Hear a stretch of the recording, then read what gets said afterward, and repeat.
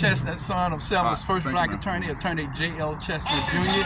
His position during the Civil Rights era was to deal with the media and represent any of the margins in the court of law that had any courtroom dealings. He was also Dr. King's attorney. He wrote the book Black and Selma. This book goes into in-depth details about his life in the Civil Rights era. I was with my father on March the 7th, 1965, which is known as Bloody Sunday all over the world. Yes. He also was the lead attorney for the Black Farmers lawsuit. You're right. They sued the federal government for more money than anybody has ever sued for in the history of this country. $2.5 billion. Also, to tell you a little funny story about J.L. Chestnut, there was a case here where two white lawyers were representing a black lady who had a case against Ford Motor Company. The two white lawyers were saying, I think we might need to hire J.L. Chestnut. Ford had sent down 10 white lawyers from Detroit, Michigan. They hired J.L. The day of court, first day of court, I was with my father when he walked into the courtroom. One of the 10 lawyers from Detroit recognized him and said, J.L., what are you doing here? He said, I represent the other side. They small talking. That little white lawyer from Detroit ran back to the other 9 lawyers and told them they have hired J.L. Chestnut. That same day, they settled for $10 million. And also, and you know what? He was my attorney as well. Right. He represented me in a situation I went through. And this here is Councilman. This is Councilman Michael Johnson right here. Yes. So thank you for introducing me to this legend here Yes, and the father. Yes, I. Let me get it. And we just were talking about We were just talking about you and your father. Yes. That's the way life is. See, this guy know leaders and icons. Oh, yeah. That's them. Wow. That's the family right there. That's the family right there. That's the mom. That's the dad. Yes, I know. That's Terry. Oh, when you were younger. That's Shakira. Oh wow, man! Right. Oh, I've seen him, and I've seen your father in many documentaries. Oh yeah, so many of them. 60 Minutes twice. I know. I saw. Yeah. He was something else. And I'm standing before this descendant, you know, and you're making. I'm finna blow you away. Now hold on, I'm gonna let y'all go, man. I got to show. We good. This. Tell you, that's what he came here for. That's what I came. Thank you. You just Wow. I am so. Why would my phone stay that clean, nice, and neat? I took Joanne Bland and Celebrity Judge Mathis on a tour.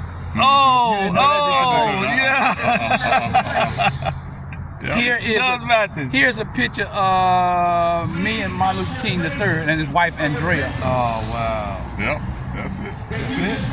Here's a picture of my dear father and Johnny Cochran. Yep. I took Johnny this picture. Cochran, I got that picture there. I asked my father, I said, Dad, what you and Johnny Cochran talking about? He looked at me and he said, Terry, Johnny had the nerves and the audacity to tell me I should shut my law firm down and come work with him. I said, Dad, what This is what Johnny Cochran said to your father. Yeah, he told me I would shut his law firm down and come. So I said, what you say to him? He said, I looked at Johnny and told him, hell, you might want to reconsider and shut yours down. I'm already ready. Here's a picture of my father right here on this corner. Right on the corner. Congressman John Lewis and President Bill Clinton. I asked my father, I said, Dad, what was President Clinton talking about? He looked at me and he said, and I quote, now my dad had a call for his words. He said, Slick Willie wasn't talking about shit. Like, you know how it was. I already know. Amazing. Man, we're going to Mobile. I laugh all the way there. Here he is with Jesse Jackson. Oh, that's the photo. That's one of the photos. I asked him, I said, that's one of the photos. I asked him, I said, well, what were you and Jesse Jackson talking about? He said, Terry, I was schooling the lady. And that's not what it looks like. Schooling the lady. How does it feel to be a son of an icon attorney?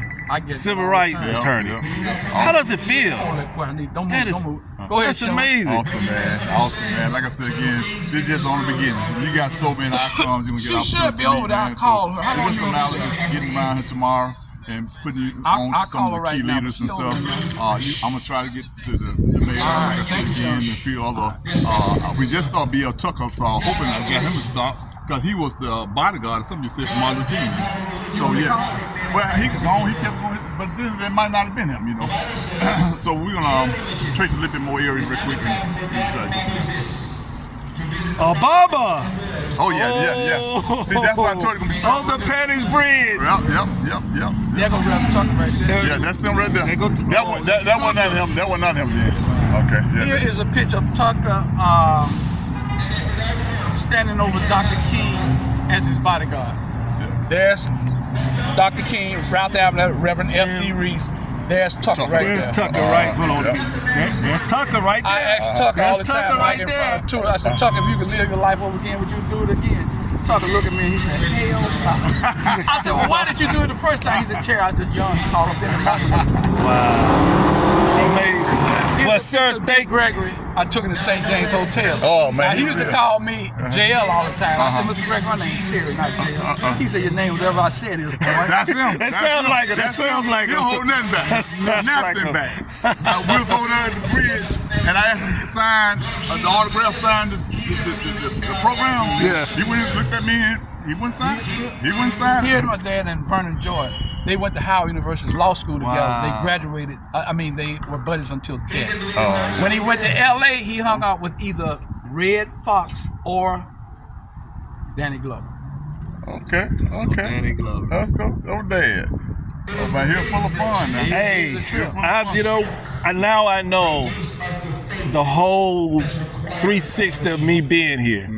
For you and meeting your legendary and icon friends. Man, we like brothers, man. Because there's no way me pulling up, if I would have been here without him, you like, hey, I know your father. Like you would kept walking. You would kept walking. Yeah, I call his father Dad. I call his mom. It's just like family to me, you know. But yes, everything's good. But we're gonna move on. Okay. We got some more people want to meet. All right. Because time is pushing and everything. So, well, we over. The Mtenzi Media chiming out. And I'm gonna kind of get all this year gonna be with business all day tomorrow. On tomorrow.